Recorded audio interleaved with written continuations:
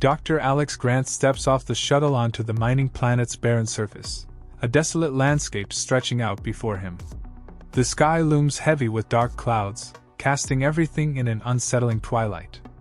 Sharp, jagged rock formations punctuate the horizon, and a metallic taste fills the air, a reminder of the toxic gases constantly spewing from the ground. Even through the filtration mask, he can smell it, tangy and unwelcoming. Alex's career has taken him to many strange places, but this one feels different, foreboding in a way he can't quite explain. He pulls up the collar of his suit, feeling a chill run down his spine despite the warmth of his equipment. A deep thrum hums from below, a distant pulse of machinery echoing through the rock beneath his feet. As he steps into the station's entrance, he recalls how his former colleagues back on Earth had half-joked, half-warned him about the ethical ambiguities of his field. Genetic modification wasn't for the faint-hearted. But Alex had never flinched at his work before. He'd always believed in the advancement of science, in progress, no matter the cost. Now, as he gazes into the darkened corridors of the mining station, he wonders if he's finally reached the edge of his own comfort zone. The station manager, an older man with weary eyes and a permanent scowl, meets him with a terse nod. Without much small talk, he ushers Alex down a dimly lit hallway, explaining the basics of the operation as they go. This place mines a rare, energy-dense mineral, critical to Earth's infrastructure. Yet, the planet's atmosphere and environment are far too hostile for humans to work in prolonged shifts, hence the need for flesh laborers. Alex listens, intrigued. He's heard of these genetically engineered workers, but seeing them in action is something else entirely. Any issues I should be aware of? He asks, sensing the manager's hesitation. The manager's gaze hardens, lips pressed into a thin line. We've had accidents, he mutters, looking away. Best to leave it at that. Alex tries to probe further, but the manager's expression is unyielding. Reluctantly, he drops the subject, but his mind buzzes with questions. Accidents? What kind of accidents? The very mention unsettles him, though he quickly dismisses it as paranoia.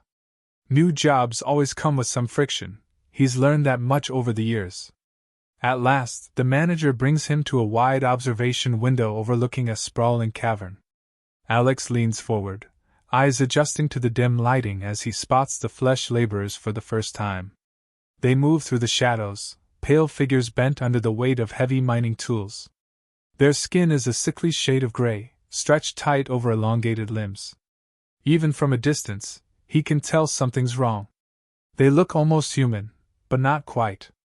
Their movements lack the natural flow of human motion, instead exhibiting a strange, almost mechanical rhythm. Watching them, he feels a creeping unease. Their faces are blank, devoid of any expression, and yet, something about their gaze as they turn, almost in unison, feels deliberate, as though they're aware of him, watching him back through the thick glass. Alex looks away, heart beating a little faster. He reminds himself that these beings are engineered. They aren't human, not really. They were designed to serve a purpose, nothing more. But still, a strange feeling lingers, one he can't quite shake.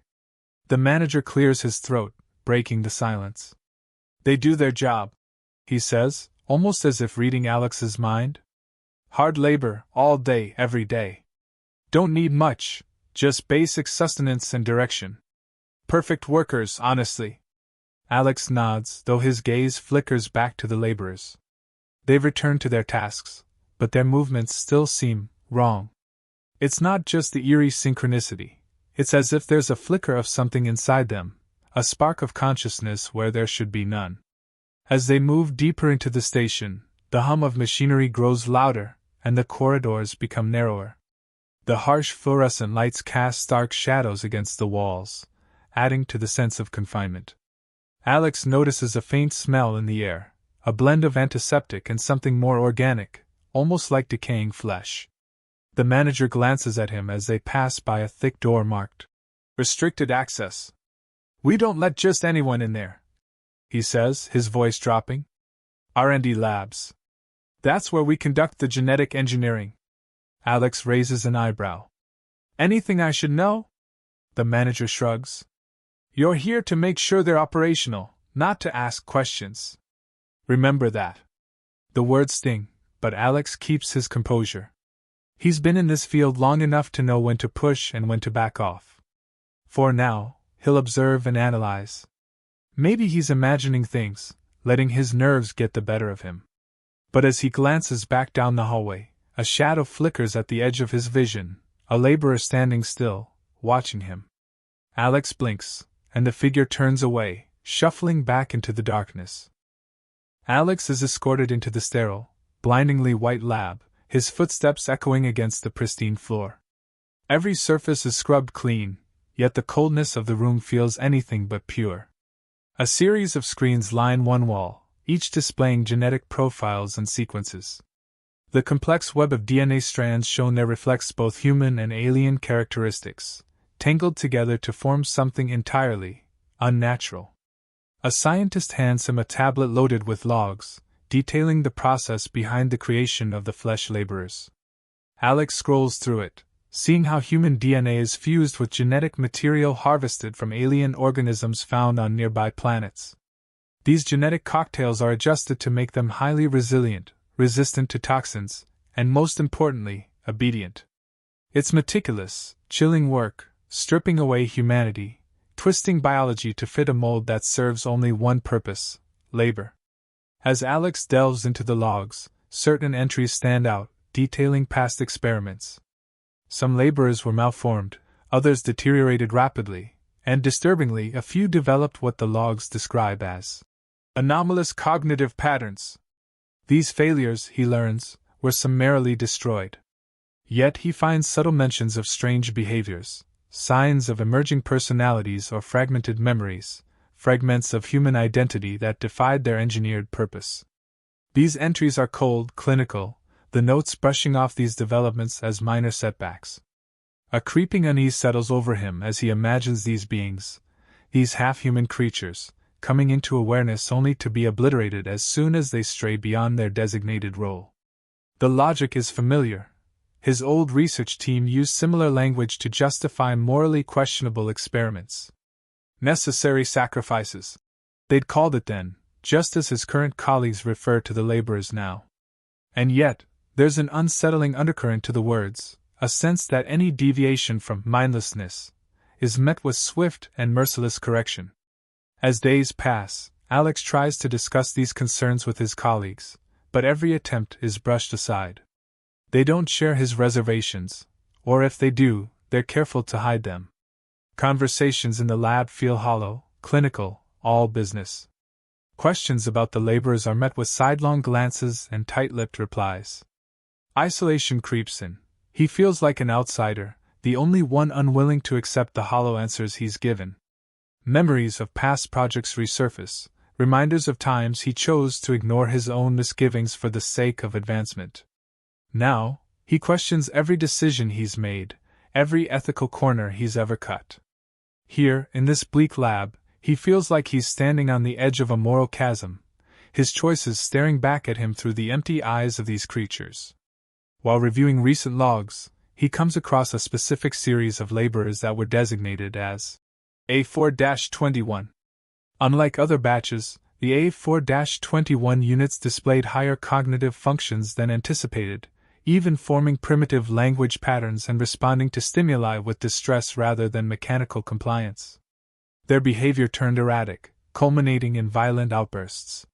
One log entry notes that these laborers had to be neutralized after an incident where they attacked a handler, showing what the entry cryptically calls signs of awareness. The information stuns him, a chill crawling up his spine. The idea of self-awareness in these creatures, however rudimentary, is deeply disturbing. It suggests they're more than tools, they're aware of themselves, of their condition. The manager, when Alex brings it up, dismisses his concerns with a wave. "We've got it under control," he says, his tone final.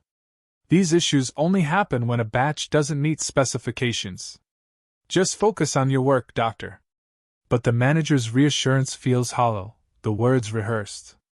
Alex's unease deepens, and he starts to doubt everything he's told. In the days that follow, Alex keeps a close eye on the current batch, hoping to find answers. But what he sees only unsettles him further. The laborers' blank stares linger a bit too long, their eyes sometimes following him with a faint, unnerving flicker. Once, he hears one of them whisper a garbled phrase in a voice that almost sounds human.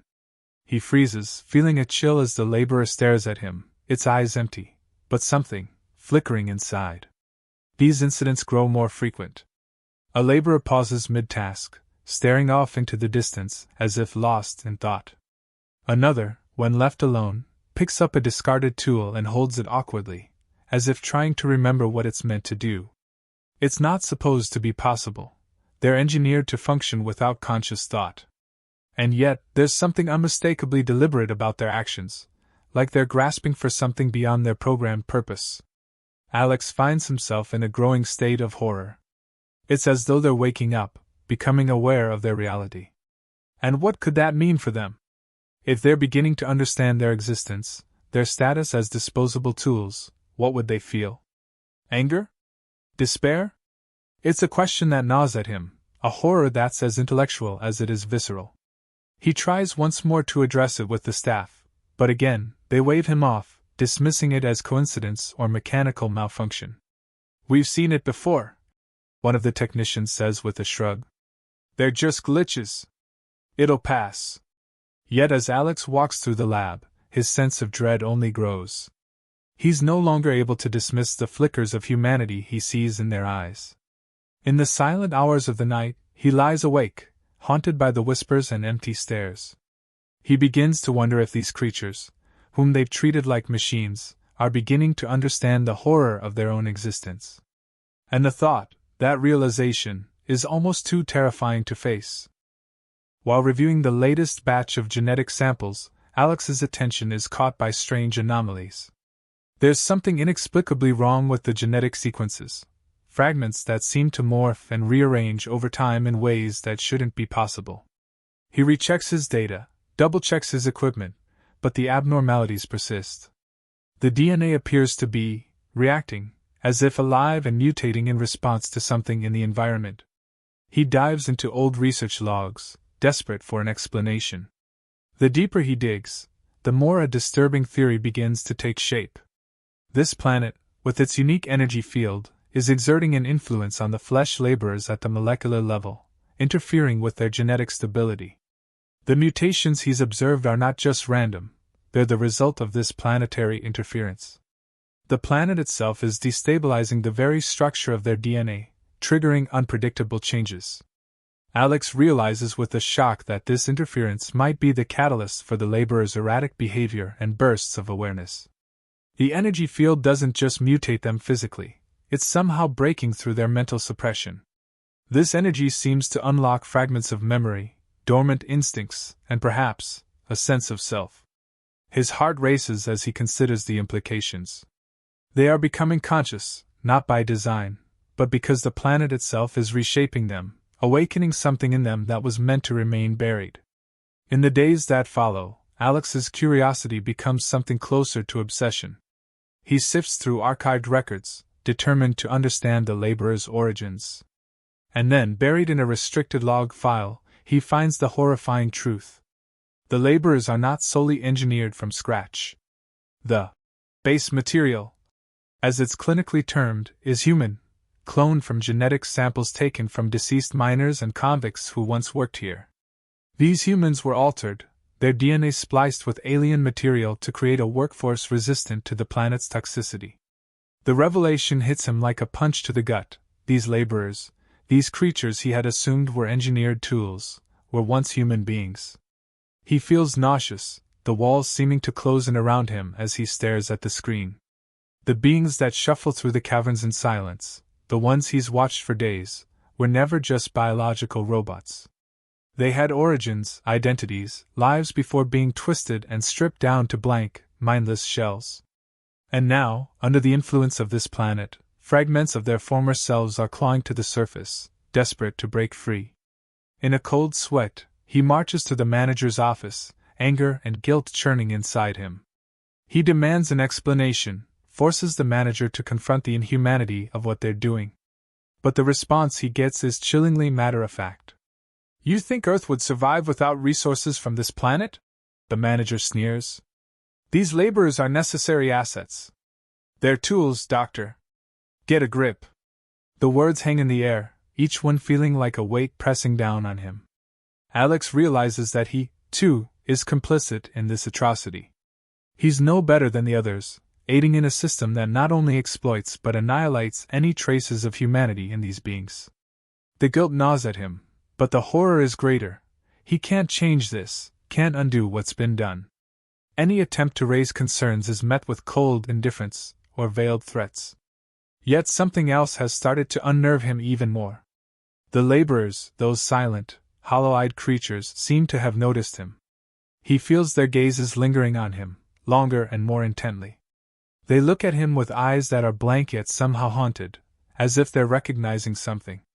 Sometimes, when he walks through the dim corridors, he catches glimpses of them standing motionless in the shadows, watching him as he passes. Their eyes seem to hold a mixture of resignation and accusation, like ghosts aware of the crimes committed against them. The sensation of being watched grows stronger with each passing day, and Alex can't shake the feeling that they know he's aware of their suffering. It's as if they can sense his guilt, and they're silently holding him accountable. The boundaries between him and them seem to blur in his mind. He begins to see flashes of memories that aren't his, pain, loss, and a sense of betrayal. These moments are brief but vivid, and he can't explain why he's experiencing them. Are they projecting their memories onto him? Is the planet somehow making him feel their suffering, their longing for freedom? He starts to avoid certain corridors and areas where the laborers congregate. Paranoia tightens its grip around him, and even the sterile confines of the lab no longer feel safe. Shadows seem to loom larger, their silent presence an ever-present reminder of what he's come to understand. In every vacant stare, he sees a fragment of the person who once was, each glance a silent judgment. Alex feels trapped, compelled to continue his work, yet haunted by the realization of what he's enabling. Every time he opens a new log, he's met with the horrors of genetic mutilation and the slow resurgence of consciousness in these once human beings. The knowledge gnaws at him, festering into an all-consuming dread. And each day, as he feels their eyes tracking his every movement, he senses their silent plea. They remember who they were, and they know what's been done to them.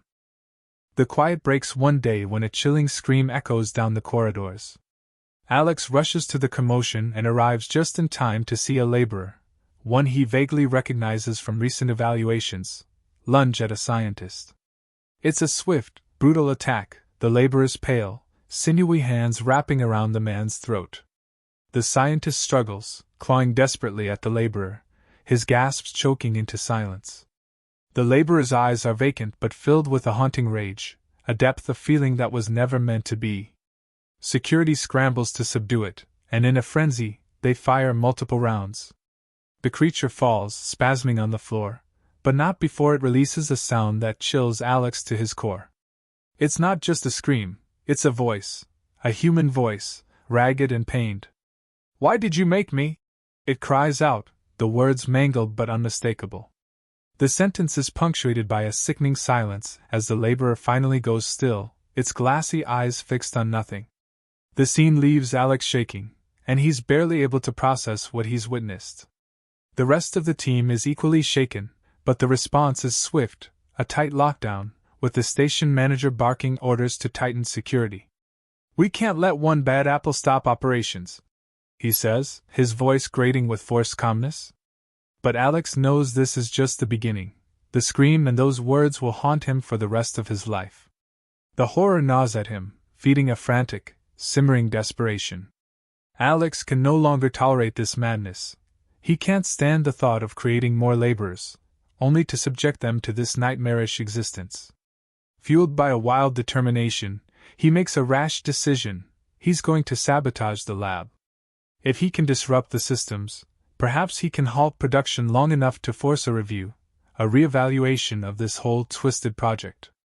His hands shake as he fumbles with the console, attempting to override the system and disable the equipment. But before he can finish, the door bursts open, and 2 security guards storm in. They drag him away from the console, holding him firmly as he struggles against their grip. His supervisor steps into the room, his gaze cold and dispassionate. "You know what's at stake here, Dr. Grant," he says, voice low. "Your job, and your life here, depend on your cooperation. Consider this your only warning. Keep in line." His tone is final, and Alex can feel the weight of the threat. He's powerless to resist, but the failure stings. The work will continue, and he's as trapped as the laborers themselves. The horror only intensifies in the following days. Something has changed among the laborers, as if the attack had been a catalyst. More and more begin to act out, moving with a purpose that goes beyond the usual mechanical routine. He hears them muttering among themselves, their voices low, speaking in fragments that form a language he can't fully understand. There are words of anger, of despair, and scattered phrases that hint at an understanding of their own bleak existence. The security teams grow restless, the station's tension almost unbearable as each staff member feels the silent, boiling rage of the laborers simmering just below the surface. Then, one night, the facility is plunged into chaos. Alarms blare, red lights flashing as power fails across multiple sectors. Alex hears shouts and the thundering of hurried footsteps. The laborers have somehow coordinated, setting off alarms and cutting power in critical areas. It's an organized uprising, strategic, calculated. The laborers are no longer isolated in their awareness. They're working together, determined and defiant. Every corner of the station seems to echo with sounds of the revolt. Machinery clangs as laborers dismantle parts of the facility, their actions too precise to be random. They've gained a level of intelligence beyond anything Alex could have imagined, and it's directed solely at one purpose: retribution. In a frenzy, Alex barricades himself in his lab, heart pounding as he listens to the chaotic sounds reverberating through the station. The cries of laborers and the shouts of the staff blend into a nightmarish cacophony, each sound driving his panic higher. He hears footsteps shuffling outside the lab door, and then silence. Every nerve in his body is on edge, his mind racing with dread. He realizes, in a flash of terror, that he's not just hiding from random chaos. They're coming for him. Through the dim light, he glimpses shapes moving outside the lab window, pale figures pressing close. Their eyes, blank but somehow full of sorrow and fury, meet his, and he knows they understand. They see him as the one responsible, their creator, the architect of their suffering. His isolation is complete, trapped in the space he once controlled, surrounded by those who demand retribution for the lives stolen from them. The lights flicker as he backs away, his heart hammering in his chest. There's no way out, nowhere he can go that they won't find him. Their voices murmur outside the walls, fractured whispers of anger and despair bleeding through the metal.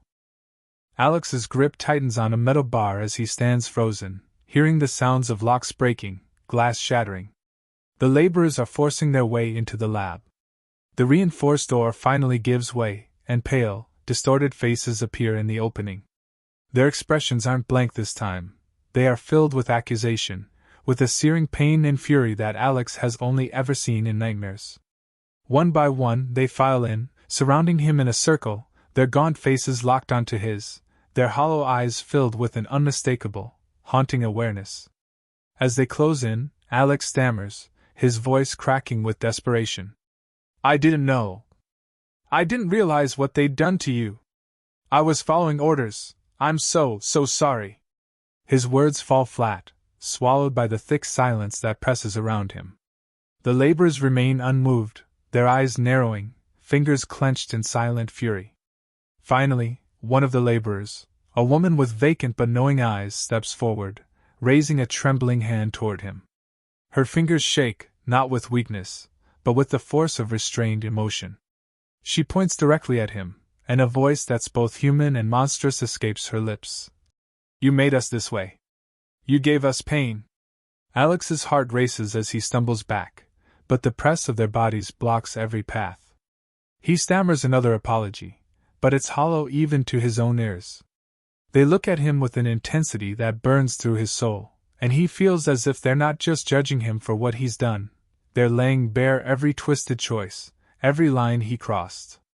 His guilt sits heavy on him, nearly crushing. With a last, desperate surge, he makes a break for the exit, scrambling toward the door. But the laborers anticipate him, surging to block his way. Their movements are slow but unyielding, arms reaching out to seize him. He's trapped, and as he watches his colleagues, the ones who once brushed off their plight as just tools, slaughtered in the chaos, he realizes the laborers aren't seeking mere freedom. They want retribution. And he is the target of their judgment. As he backs into a corner, Alex sees his fate reflected in their eyes. Their hands reach out, gripping his arms with surprising strength, dragging him forward. He braces himself, expecting them to tear him apart, but they don't. Instead, they hold him down, pinning him against the cold floor. He feels the weight of their presence, their silent accusation, pressing down on him, suffocating. One of the laborers, an old, towering figure with scars lining his arms, steps forward with a branding tool. Alex struggles, but his strength is nothing against their silent, determined force. The man presses the branding iron into Alex's shoulder, the searing pain coursing through him, marking him in a way that he knows he'll never forget. The burn sears into his skin, not out of hatred, but as a declaration, a permanent reminder of his complicity. When they finally let him go, Alex staggers to his feet, clutching the branded shoulder, feeling his skin raw and blistered. The laborers part, allowing him a path to the exit, but he knows it isn't mercy. They're letting him live as a warning, a specter of guilt meant to carry their story, a warning to those who might follow in his footsteps. Stumbling out of the lab, Alex makes his way to the transport dock, his mind blank with shock. His hands tremble as he initiates the launch sequence. He doesn't look back. He can't bear to see the accusing eyes that he knows are still watching him. As the engines roar to life and the ship breaks away from the planet's atmosphere, he feels an overwhelming sense of relief, yet it's hollow, poisoned by the brand searing into his skin and the knowledge of what he's left behind. Drifting in the vastness of space, Alex clutches his shoulder, feeling the brand's blistered ridges under his fingers. The silence around him should be comforting, but it's not. He feels their presence, a heavy weight pressing on his mind. Even in the emptiness of space, he knows they're with him, a haunting reminder of his deeds.